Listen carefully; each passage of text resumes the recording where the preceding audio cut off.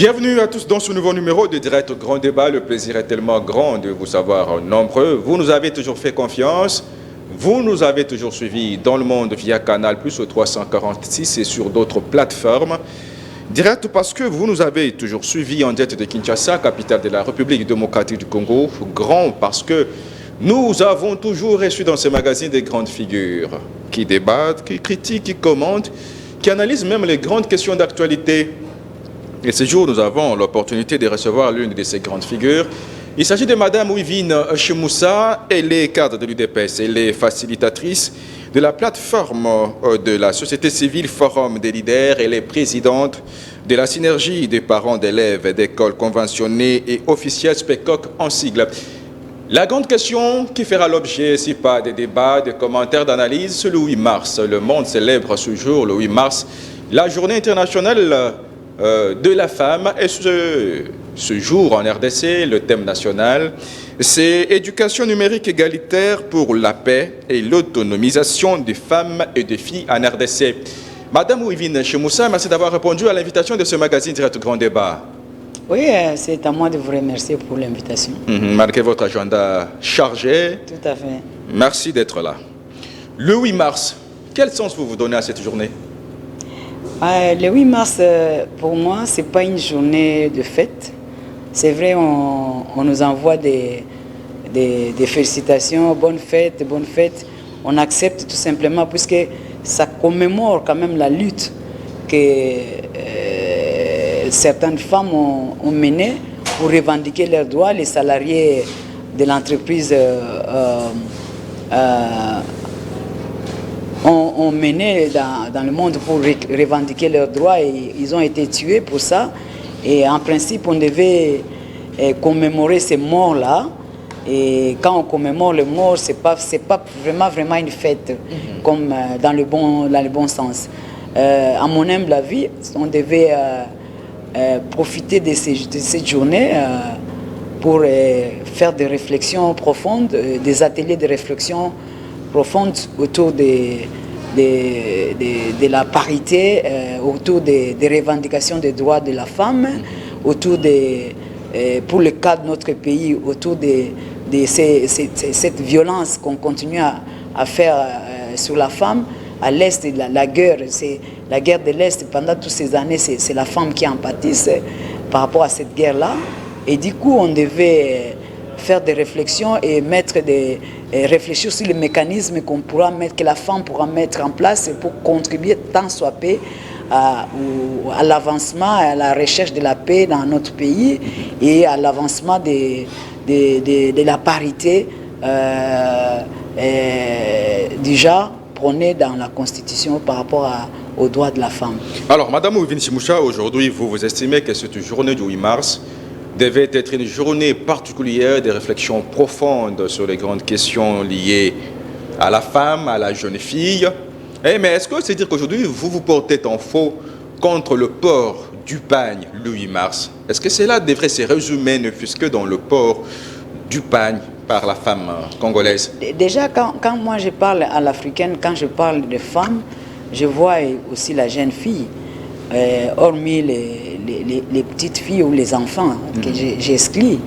Quand je parle de la femme, je parle de la femme dans sa diversité, c'est-à-dire de la jeune fille aux humanités, jusqu'à l'école primaire déjà, jusqu'aux humanités, puisque s'il faut parler de la sensibilisation, on devra déjà commencer la sensibilisation dès la maison par rapport à la jeune fille et aux garçons. Là, c'est une autre paire de manches. Ouais. Mais est-ce qu'aujourd'hui, le 8 mars, peut se résumer que dans le port de pagne, tel que nous le voyons, chaque 8 mars, le marché inondé, chaque femme qui veut s'attraper un pagne, et des fois, ça pose un problème dans le foyer, le pagne. Oui, c'est vrai. C'est vrai, c'est ce que je disais là, on a dénaturé. On a dénaturé la journée du 8 mars, on l'a réduit, on l'a transformé à une journée où les femmes devraient festoyer, devraient sortir, aller dans les débits de boissons, et festoyer, laisser les enfants ou leurs maris, pour ceux qui sont mariés au fait, puisque la journée du 8 mars ne concerne pas seulement les couples ou les femmes mariées, mais ça concerne toutes les... La femme en général. La femme en général. Alors, c'est pas ça le sens de la journée du 8 mars. Comme je le disais tantôt, cette journée devait être une journée où on devait aller de l'école primaire jusqu'aux humanités, aller faire des ateliers de sensibilisation. Déjà, en RDC, on nous a donné tout le mois. On ne s'est pas limité à nous donner la journée du 8 seulement aujourd'hui. On nous a donné tous les mois.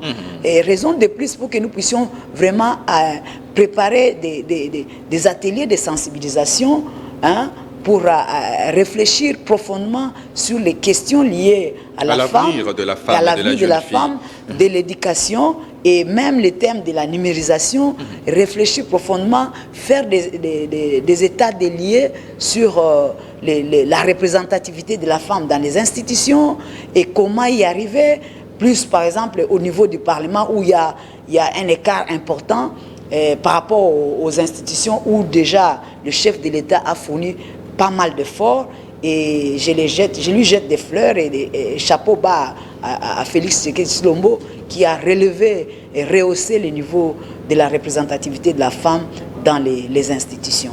Alors je vous retrouve. Revenons un peu au thème. Éducation numérique égalitaire pour la paix et l'autonomisation des femmes et des filles en RDC. Votre critique, votre analyse, votre commentaire sur le thème national retenu à l'occasion de la célébration de la journée du 8 mars en RDC. Oui, le thème, parlant du thème, l'éducation, si ça ne dépendait que de moi, je n'aimerais pas qu'on aille directement dans le numérique. Puisque qui parle du numérique, il parle de l'informatisation générale. Sur le plan informatique, la RDC est largement en retard. Quand nous regardons nos ministères, il y a déjà, quand nous regardons même, quand descendons en même bas, l'administration elle-même, nous sommes encore au stade manuel. Nous sommes encore au stade manuel, il n'y a pas l'informatique. C'est à peine que vous allez même dans les écoles où on devait avoir des salles d'informatique, où on devait avoir des ordinateurs, chaque enfant avec son ordinateur. C'est à peine que vous verrez dans nos écoles officielles et conventionnées, comme vous m'avez présenté là, qu'il y a des salles d'informatique où nous trouvons chaque élève avec son ordinateur. Il n'y en a pas. Et comment voulez-vous qu'on puisse aller déjà dans le numérique?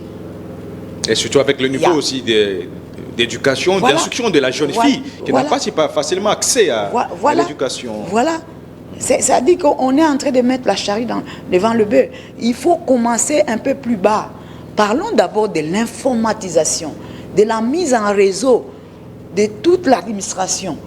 Dans nos écoles, il y a un grand travail à faire sur ces plans-là.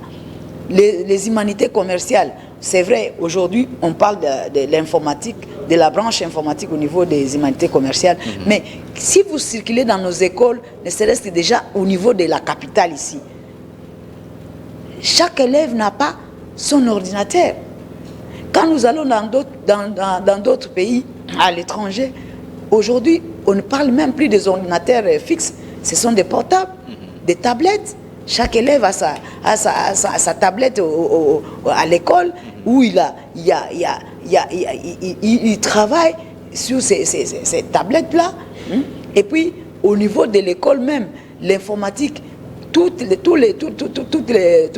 l'école, l'établissement scolaire, est connecté, est en connexion, interconnexion. Ouais, l'élève entre, dès qu'il entre sur le site de l'école, il est connecté. Il est connecté. Il a un Wi-Fi. Il a un Wi-Fi. Ouais.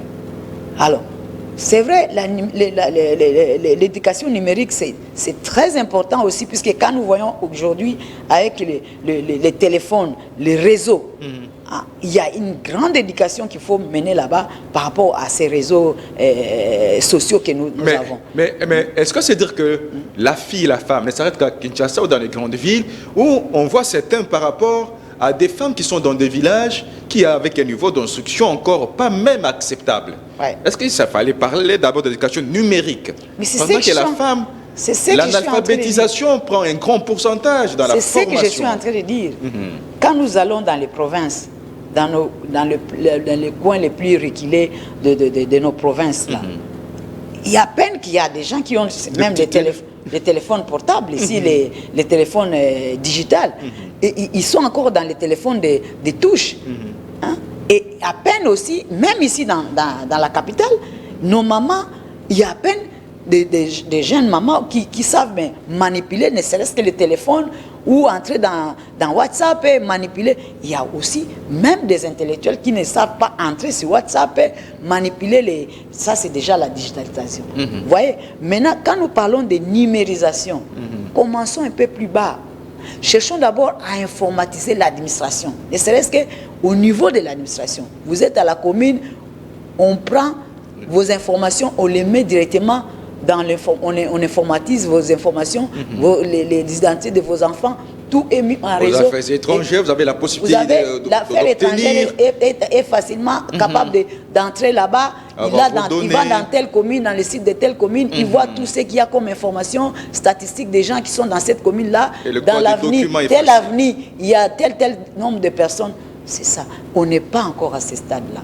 Du coup, si on doit parler aujourd'hui de l'éducation numérique et l'égalité pour la paix, et l'autonomisation de femmes et de filles. Ici, c'est un thème qu'il faut... C'est trop scientifique, hein? C'est trop scientifique et trop lourd pour nous, en RDC.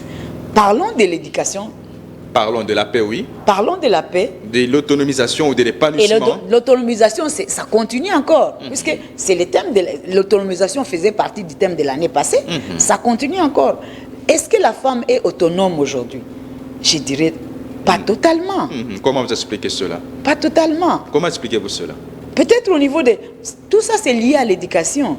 C'est à peine avec la gratuité de l'enseignement et l'accès facile à l'éducation où on voit déjà bon nombre de filles avoir accès à l'éducation. Et c'est encore aussi un problème puisque quand nous allons dans les fins fonds de nos provinces, là, dans nos villages, il y a cette mentalité, malgré qu'il y a cette gratuité, il y a encore cette mentalité de nos parents qui disent que non, moi je ne vois pas pourquoi toi tu es une fille, tu dois aller à l'école. Il faut déjà commencer à aider, vu le niveau bas de la pauvreté dans nos villages, ce qui est vrai, l'accès à l'emploi, on ne dira pas que c'est déjà assez élevé.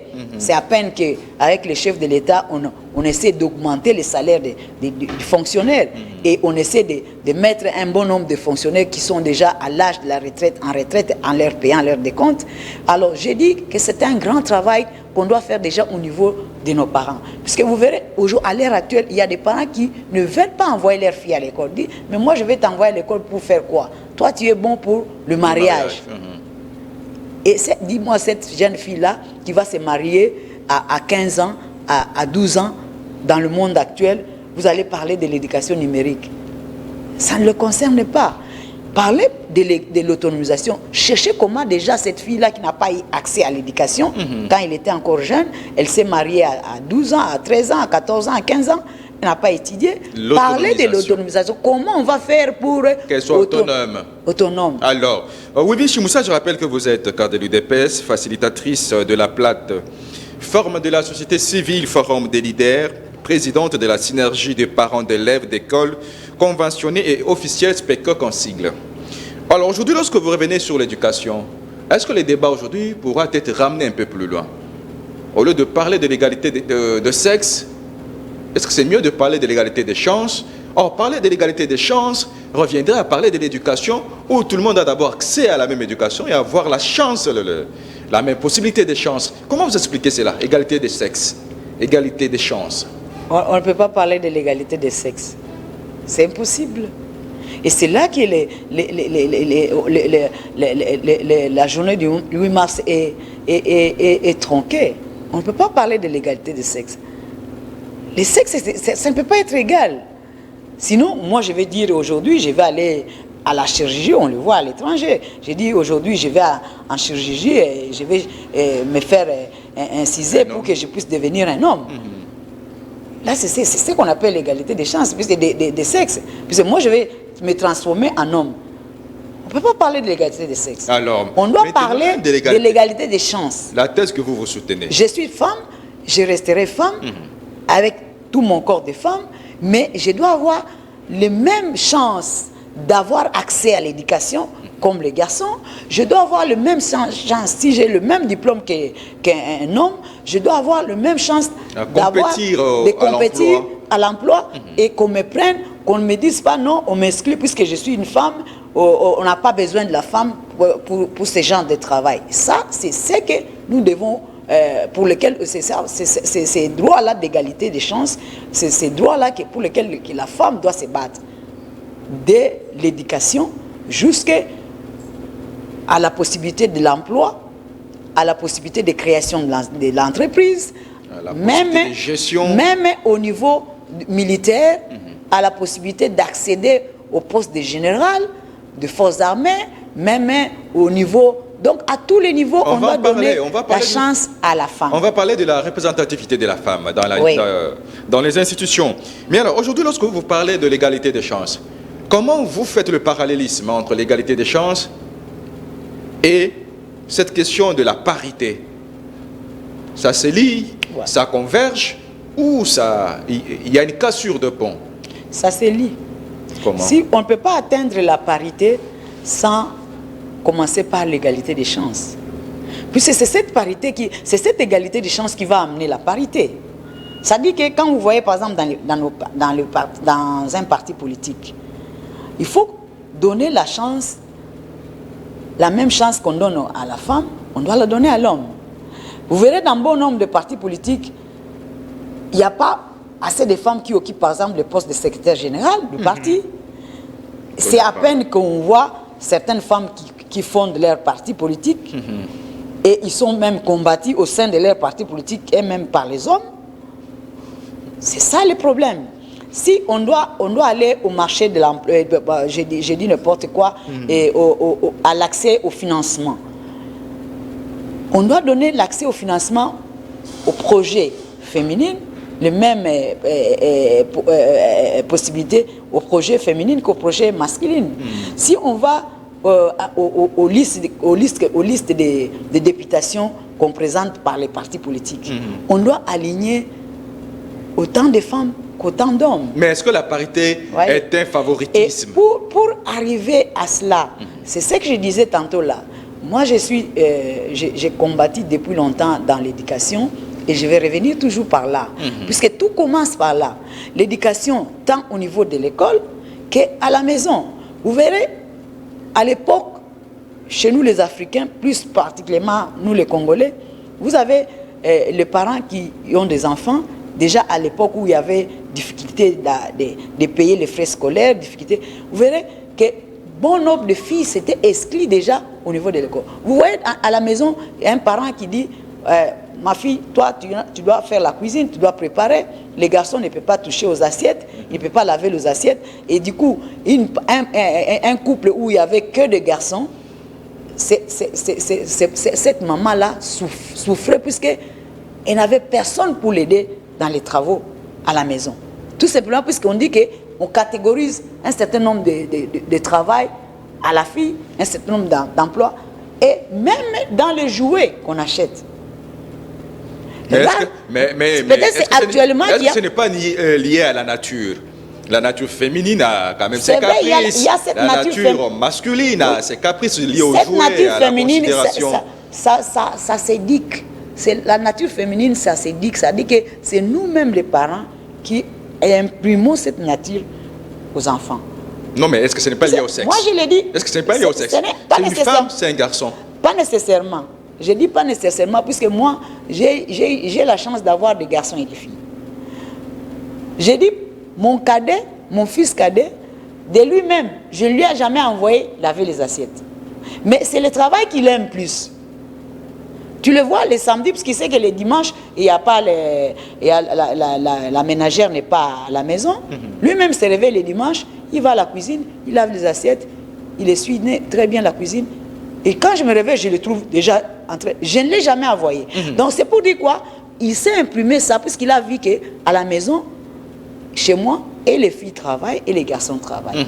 Il n'y a pas de travaux qui sont réservés aux filles. Revenons-en un peu à notre mouton, Madame Wivine Chimoussa. Vous êtes l'invité de ce magazine. La parité rimerait-elle avec les favoritismes? C'était ça ma question. Ou la plupart des femmes semblent être que nous devons, nous avons droit. Et pour autant, peut-être qu'il y a certains facteurs qui ne favoriseraient pas, dont la compétence, la méritocratie. Non, mais c'est ce que je dis. La parité n'a rien à voir avec le favoritisme. Mais moi, je parle de l'égalité des chances. Qui doit commencer par l'éducation. Oui, qui doit commencer par l'éducation. Et c'est ça le grand travail que nous devons faire, nous, en tant que femmes. Est-ce que la parité ne veut pas dire qu'on doit prendre n'importe qui. Et même quand on a la loi, je rentre par exemple par rapport à la loi actuelle, la loi électorale actuelle. Quand on dit que le parti politique qui doit aligner plus de femmes n'aura pas payé. 50 femmes, 50 hommes ne payera pas la caution. Mais est-ce qu'il y a la qualité aussi? Il y a aussi la qualité des femmes dans le parti politique. Il ne faut pas aligner n'importe quelle femme. Sinon, c'est nous-mêmes qui allons être déshonorés. Moi, personnellement, je n'aimerais pas qu'on puisse aligner une femme qui n'est pas capable. Tout comme on ne peut pas aligner aussi un homme qui n'est pas capable. Donc, il faut la méritocratie. Ça doit être mise en avant, la méritocratie qui veut qu'on met les deux dossiers en place pour dire que non, il y a l'homme et la femme, ils ont l'égalité des chances de postuler. Oui. Et si la femme est partie favorite et elle répond au critérium. Et un bon critérium, je le prends. Je le prends. Puisque déjà, les hommes sont nombreux là-bas. Ouais, c'est ça qu'on appelle l'égalité des chances. Mais si déjà, vous excluez ces femmes-là, qui sont capables de faire ce travail que l'homme fait aussi, vous l'empêchez de prouver de quoi elle est capable. Et aussi, c'est là aussi qu'on doit travailler sur les femmes. Est-ce que c'est là où je parle? C'est vrai, c'est vrai. Excusez, c'est là où je voulais vous relancer par rapport à la sensibilisation. Voilà. Est-ce que vous faites ce travail? Vous qui portez la voix de la femme, vous, ces défenderesses de femmes, est-ce que vous avez les pleins pieds dans la sensibilisation? Personnellement, j'ai les pleins pieds dans la sensibilisation. Ce n'est pas une sensibilisation où tu vas dans le média, tu appelles les mamans, on fait... Je ne suis pas dans ce genre de sensibilisation. Moi, je suis dans les sensibilisations des terrains, des proximités. C'est ça la sensibilisation. Et vous êtes fiers aujourd'hui du travail que vous avez abattu de par votre sensibilisation de proximité de femmes, de la fille à l'éducation? Absolument. Les femmes qui me verront dans cette émission, ils diront que celle-là, elle nous sensibilise. Elle nous amène à aller de l'avant. Ça dit qu'il y a un grand travail à faire sur la femme elle-même. Puisque la femme elle-même, des fois, elle se sous-estime. Trop peu de femmes sont prêtes à aller dans la compétition avec l'homme. Aller dans la compétition. Comme on dit à Lingala, à tié moutou. Au tié, au tié. Sont très peu de femmes qui ont ce courage-là. Et tu verras qu'elle est intelligente, elle est capable, mais quand on dit on a besoin d'une femme, levez vos mains. Même dans les conférences, même dans les conférences, dans l'auditoire, vous verrez, on pose la question, elle a la réponse. Mais elle hésite. Un complexe? On dit, dans des conférences, moi j'ai souvent été dans les conférences, on dit 3 hommes posaient des questions, 3 hommes et 3 femmes.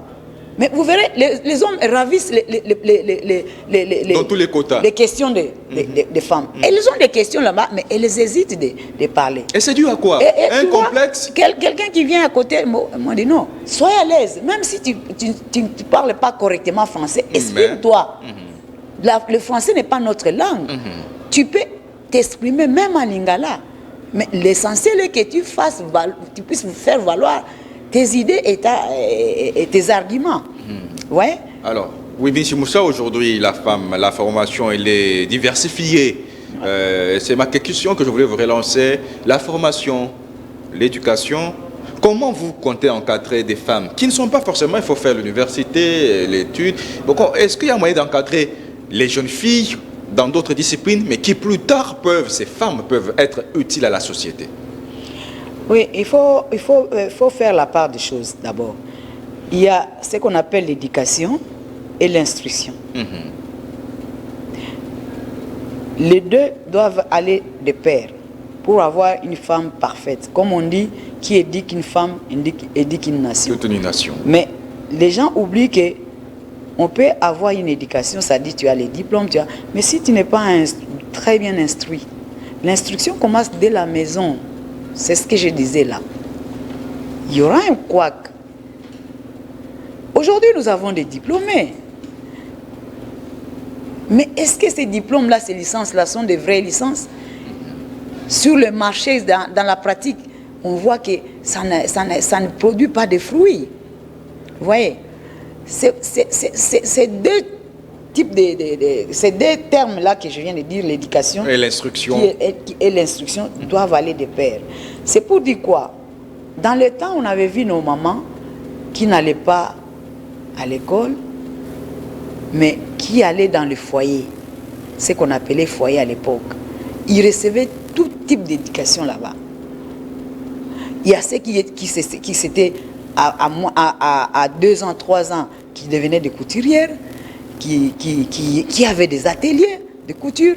Il y a ceux qui allaient même avec la formation des repassages. Ils pouvaient faire tous ces travaux. Et pouvaient être utiles à quelque chose. Oui, pourquoi ne pas développer cet aspect-là pour ces mamans qui sont reculées, former ces mamans-là qui sont dans les champs, comment on dit, dans les petites plates bandes de culture, hein, des matembele, des bitekuteku. Pourquoi ne pas les former pour qu'ils puissent entrer dans ce qu'on appelle l'entrepreneuriat entre guillemets, bien qu'ils ne sont pas passés par l'école formelle, primaire, secondaire, avoir le diplôme d'État. C'est pas tout le monde qui doit faire l'université. Ça vaut aussi pour les hommes. Ça ne vaut pas seulement pour les femmes. Exactement. Ouais. Alors, Wivine Chimoussa, vous êtes l'invité de ce magazine. Je rappelle que vous êtes facilitatrice de la plateforme de la société civile, Forum des leaders. Vous êtes présidente de la synergie des parents d'élèves d'écoles conventionnées et officielles, SPEC-Concycle. Mais vous êtes aussi politique cadre de l'UDPS. Alors, quittons un peu ce niveau de l'éducation de la femme. Mais aujourd'hui, vous avez parlé des avancées, vous avez jeté des éloges au président de la République, qui serait champion, ou qui a été plébiscité champion de la masculinité positive. Aujourd'hui, quelle analyse, quelle lecture faites-vous de la représentativité de la femme dans les institutions? Je continuerai toujours à jeter des fleurs au chef de l'État par rapport à ça. Non seulement pourquoi, puisque il y a, dans le temps, on a vu, il y avait un certain nombre de postes, hein, des ministères qui étaient réservés seulement aux femmes. Et c'est seulement ces ministères-là qu'on pouvait donner aux femmes.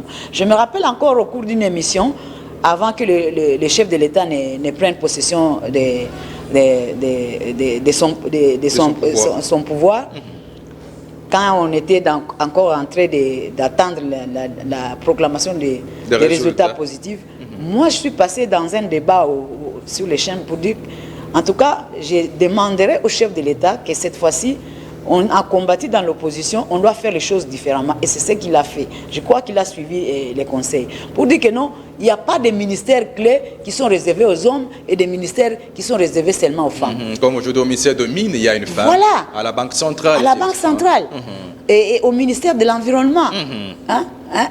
Quand je vois le ministère du portefeuille, déjà, il y a eu une première dame au ministère du portefeuille, mais quand je vois le ministère des Mines, et une femme, non la moindre, qui pilote ces ministères correctement, hein, alors, j'ai dit que le chef de l'État est à féliciter. Même dans les mandataires dans des entreprises, il a placé les femmes. Donc, à la DGDA, par exemple. Voilà. Et vous verrez, en plaçant des femmes dans des postes de responsabilité comme ça, il y aura une autre donnée qui va changer, c'est-à-dire dans la gestion courante de la chose. Il y aura plus ou moins... Et ce n'est pas tout. C'est déjà un grand pas qu'il a fait. Il y a de grandes avancées par rapport à ça. Mais ce que nous voudrons, qu'on puisse aller plus loin. Quand nous regardons le Parlement, les femmes sont minoritaires. Mais à qui la faute? Sont minoritaires. Vous donnez la faute aux partis politiques? Exactement. La première faute, je vais donner aux partis politiques. Mais la seconde faute aussi, je vais donner aux femmes que nous sommes. Nous devons oser aussi. Nous. Parce que vous y êtes, c'était parmi la démarche prévue.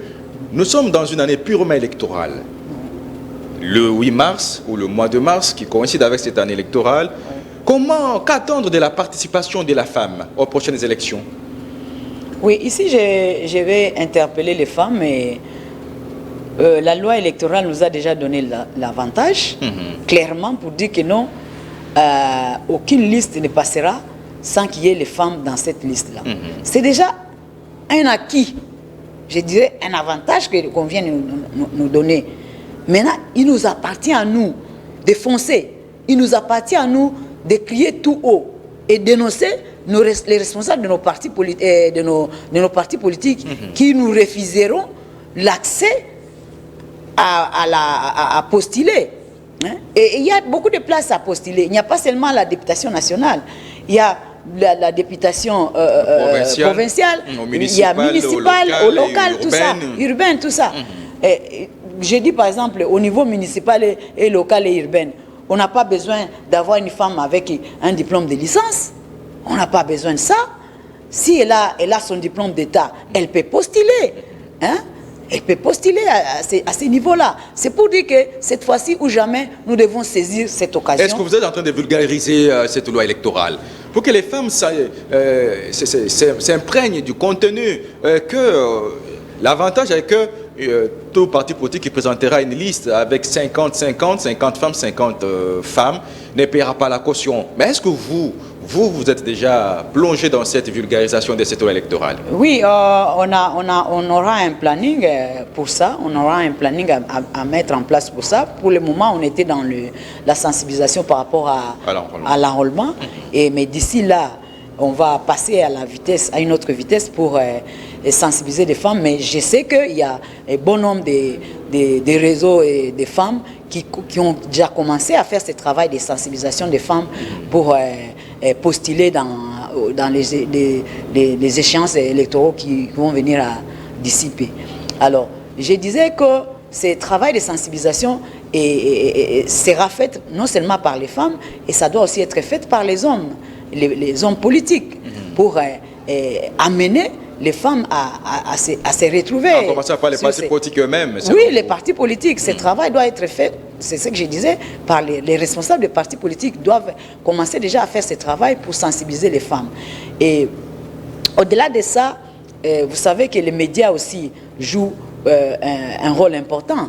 Et les médias actuellement, et ça, je suis en train de vous interpeller aussi, il faut donner l'occasion aux femmes de s'exprimer par rapport à cette question. Mais s'il vous plaît, est-ce que vous savez, c'est une parenthèse parce que vous dites... José, un instant. Les problèmes, c'est moyens financiers. On a parlé ici de l'autonomisation de la femme. Les femmes n'ont pas assez de moyens financiers aussi.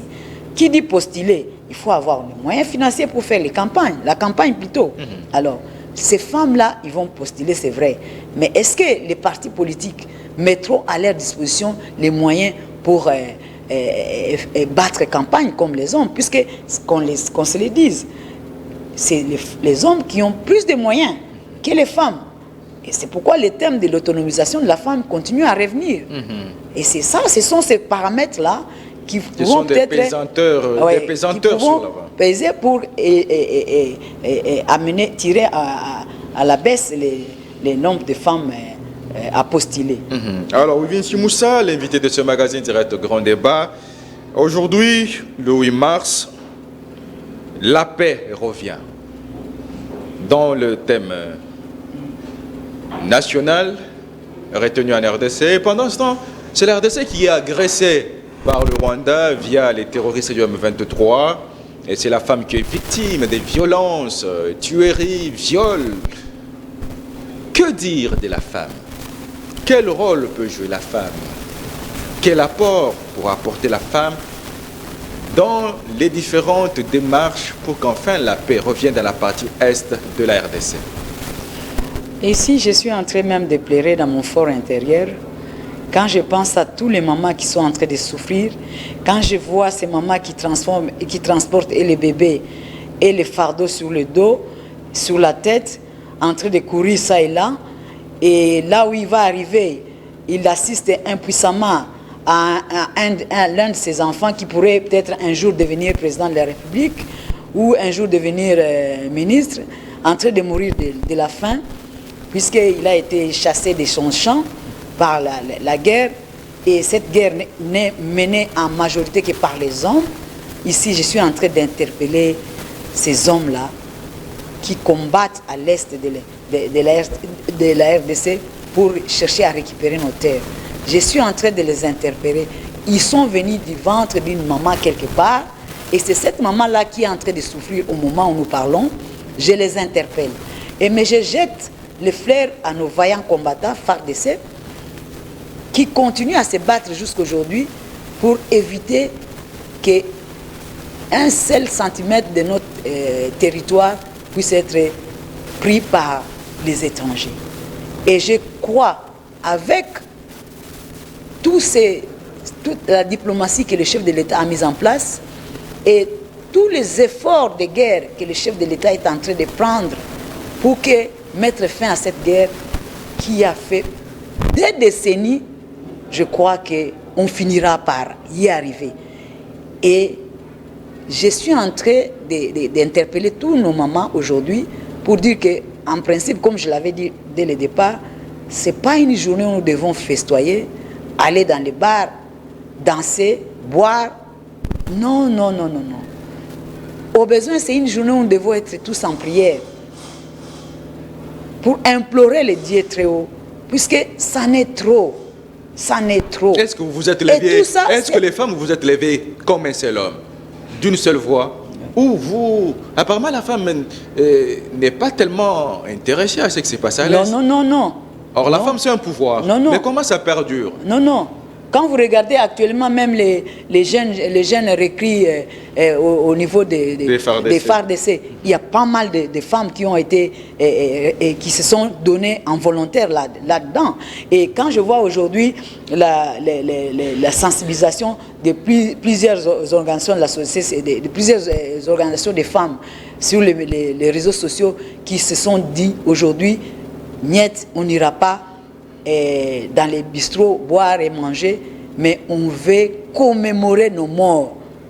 C'est déjà quelque chose. D'ici là, il y a des dames qui sont en train de marcher pour ça. Et je crois tout au long de ces mois, vous verrez des activités autour de ça pour rechercher la paix, pour interpeller les organisations internationales qui soutiennent les rebelles via M23, via le Rwanda, pour continuer à agresser la RDC.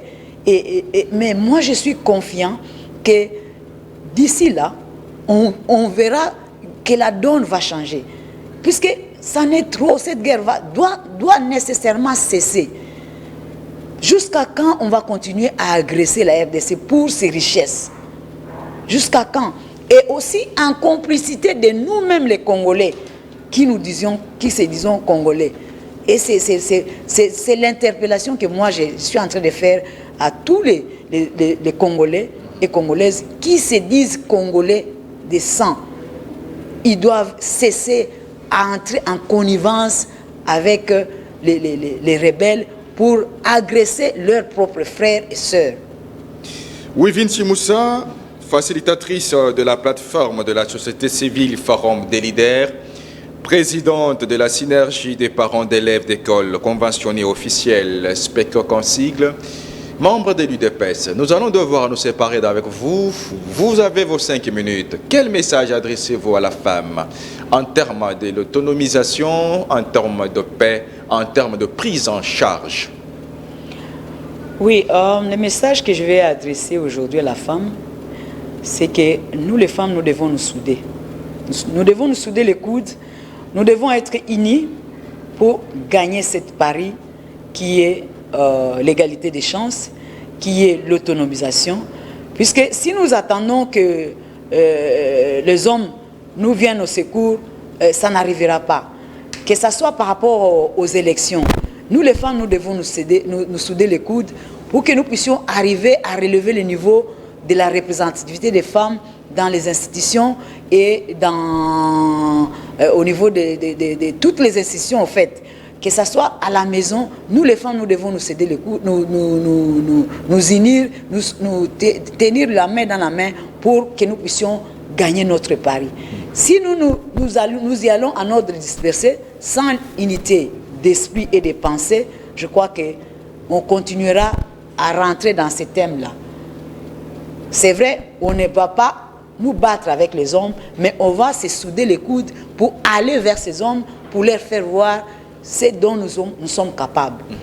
Donc c'est les derniers mots que j'ai... Alors, que dites-vous des violences faites à la femme? Ben, on m'apprendrait qu'actuellement aussi il y a la violence faite aux hommes. Alors, à la jeune fille. C'est la femme qui fait maintenant la violence aux hommes. Ça, j'ai dit non. Et pour ce qui est de la violence de la femme, moi je crois qu'il est grand temps que la femme puisse se battre. Pourquoi ne pas... Moi j'ai toujours dit, la femme doit faire les arts martiaux, la femme doit apprendre, comme les hommes à l'époque, après le diplôme d'État, vous envoyez les jeunes filles et les jeunes garçons au service militaire. Et la femme doit apprendre à manipuler ne fût qu'une arme. Si vous avez une autorisation d'avoir une arme avec vous, pourquoi ne pas se défendre? On ne peut pas se laisser faire. L'homme vient t'agresser, il faut savoir se défendre. Puisque si l'homme sait que cette femme-là, je ne peux pas y aller n'importe comment, il ne va pas vous faire la violence. Alors, donc, nous devons nous battre et à la jeune au fille, même titre que les hommes. Un mot à la jeune fille. À la jeune fille, je vais l'encourager à se considérer comme, sur le plan professionnel, l'égal de l'homme. Il ne doit pas se considérer comme inférieur, non. Il doit se considérer comme égal. S'il faut compétir, il doit y aller au même titre que l'homme. Donc c'est ce que je vais imprimer dans la jeune fille. Madame Ouivine Timoussa, merci d'être venue. C'est à moi de vous remercier, Joseph. C'est la fin de ce magazine direct Grand Débat de ce jour qui a reçu Madame Ouivine Timoussa. Vous l'avez entendu. Le prochain invité sur vous, à chacun, à vous tous, excellente suite de programmes sur nos antennes et à plus.